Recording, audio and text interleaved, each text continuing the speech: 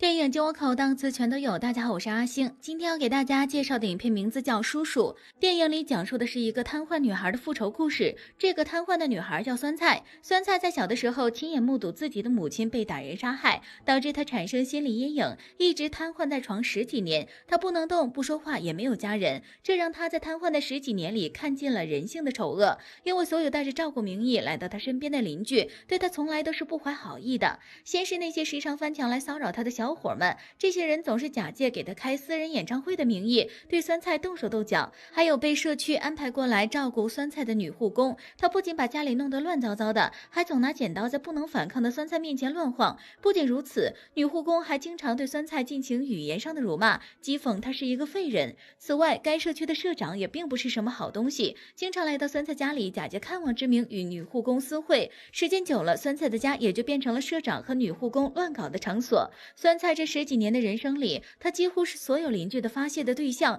直到有一天，一名男子的到来。这名男子是酸菜的亲叔叔，他是个哑巴，刚刚从监狱里放出来。当年他是因为强奸杀人罪入狱的。叔叔对酸菜的照顾极其粗暴，甚至还会在家里将小电影的声音开到最大观看。最终，酸菜还是忍不住的开了口，他要求叔叔不要在家里看不良影片。原来酸菜不会说话是假装的，他不是一个哑巴。在之后的日子，虽然叔叔的照顾仍旧不太细心，但他的心地并不坏，他会给酸菜做热腾腾的饭菜，会哄他开心。在跟叔叔相处了一段时间之后，酸菜开始慢慢的接受了叔叔，身体也一天比一天好了起来，甚至都快能下床走路了。只不过在外人面前，他依旧装作如从前那样瘫痪在床不说话。这天，一名警察来到酸菜的家中巡视情况，这名警察的到来是不怀好意的，他知道叔叔得了绝症，已经活不了多久了，他威逼叔叔，希望叔叔能在死前跟酸菜说出当年的真相。叔叔是个坦率的人，当天晚上他做好了一桌饭菜，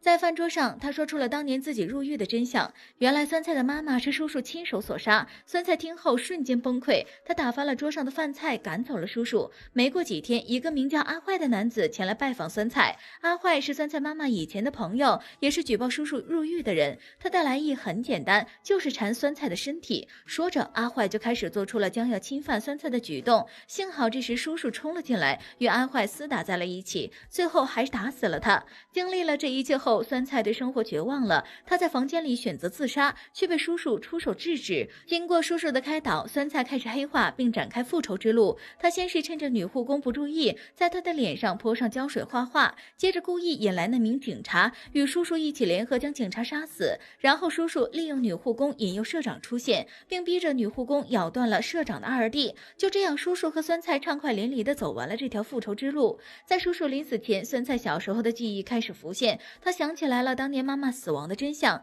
曾经的酸菜妈妈很漂亮，是当时社区里所有男人都觊觎的对象。那天，酸菜妈妈被歹徒玷污，为了找人顶罪，歹徒逼迫酸菜叔叔杀死了酸菜妈妈。叔叔在被捕入狱之前告诉小酸菜，以后要假装瘫痪，并且不要说话，这样子歹徒才不会将他灭口。故事的最后，酸菜终于战胜了自己的心魔，他站起身来走向屋外，开启了新的生活。电影结束。好了，以上就是本期阿星谈电影，下期节目同样精彩，小伙伴们记得关注观看哦。